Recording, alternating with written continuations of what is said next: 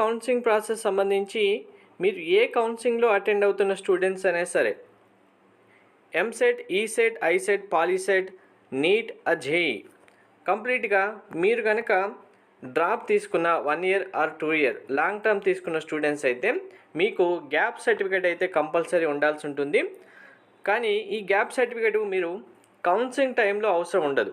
Counselling complete అయిపోయి మీరు కాలేజీలో సీట్ వచ్చిన తర్వాత జాయిన్ అవుతారు కదా, అప్పుడు అవసరం ఉంటుంది. కాలేజీలో మీరు కంపల్సరీగా మీకు ఫీ రియంబర్స్మెంట్ కానీ స్కాలర్షిప్స్ కానీ ఏవి అవసరం ఉన్నా సరే గ్యాప్ సర్టిఫికేట్ సబ్మిట్ చేస్తేనే మీకు ప్రాసెసింగ్ అవుతుంది.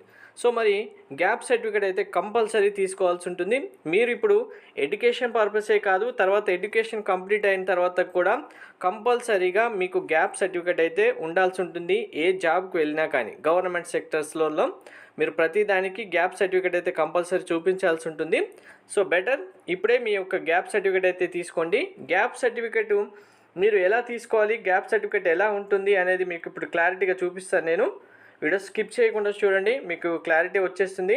కౌన్సిలింగ్ సంబంధించి కంప్లీట్ గైడెన్స్ మెంటర్షిప్ కావాలనుకుంటే మీకు డీటెయిల్స్ డిస్క్రిప్షన్లో ఉన్నాయి, ఒకసారి వెరిఫై చేయండి. కౌన్సిలింగ్ స్టార్ట్ అయ్యి మీరు కాలేజీలో జాయిన్ అయ్యేంత వరకు మీకు కంప్లీట్ గైడెన్స్, మీ డౌట్స్ అన్నీ క్లారిఫై చేస్తూ మీ ర్యాంకుకి మీరు ఇవ్వాల్సిన వెబ్ ఆప్షన్స్ ప్రియారిటీ లిస్ట్ కూడా మీకు ఇవ్వడం జరుగుతుంది.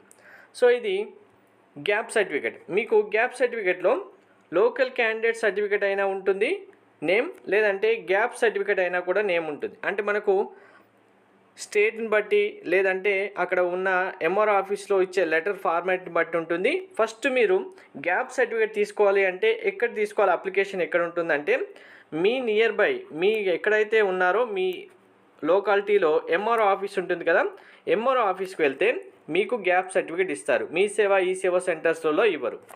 ఎంఆర్ఓ ఆఫీస్కి వెళ్ళిన తర్వాత అక్కడ నియర్ బై జిరాక్స్ షాప్స్ లేదంటే మనకు ఫామ్స్ ఇచ్చే అవైలబిలిటీ షాప్స్ ఏమైనా ఉంటాయి కదా, అక్కడ గ్యాప్ సర్టిఫికేట్ ఫామ్ ఇవ్వని చెప్తే ఇస్తారు. ఇచ్చిన తర్వాత మీరు ప్రూఫ్స్ అయితే తీసుకెళ్ళాలి కంపల్సరీగా. అంటే మీకు ఆధార్ కార్డు కానీ రేషన్ కార్డు కానీ మీ యొక్క స్టడీ సర్టిఫికేట్ కానీ ఏమైనా ఉంటాయి కదా, ఫస్ట్ అన్ని జిరాక్స్ కాపీస్ అన్ని ఒరిజినల్స్తో పాటు తీసుకొని వెళ్ళండి. మీ దగ్గర ఏముంటే అవి తీసుకొని వెళ్ళి ఈ ఫామ్ ఫిల్ చేసిన తర్వాత మీకు ఎలా ఇస్తారు అంటే ఎంఆర్ఓ సైన్ చేసి ఇస్తారు. ఇది జస్ట్ 1 డేలోనే అయిపోయే ప్రాసెస్, మీకు ఎక్కువ టైం పట్టదు. మీరు మార్నింగ్ వెళ్ళి ఆఫ్టర్నూన్ లేదా ఈవినింగ్ వరకు ఈ సర్టిఫికేట్ తీసుకొని వచ్చేయచ్చు. సో ఇక్కడ ఫార్మాట్ అనేది డిఫరెంట్ స్టైల్లో ఉంటుంది. ఏ ఫార్మాట్లో ఉన్నప్పటికీ మ్యాటర్స్ ఏముంటుంది. సో ఇక్కడ చూడండి, స్టూడెంట్ చదివిన ఇయర్స్ 9 నుంచి 2012 వరకు ఉంది, 19 నుంచి 12 వరకు, ఇలా అన్ని ఇయర్స్ ఏ ఇయర్ వరకు స్కూల్ కాలేజ్ చదివారు ఉంటుంది.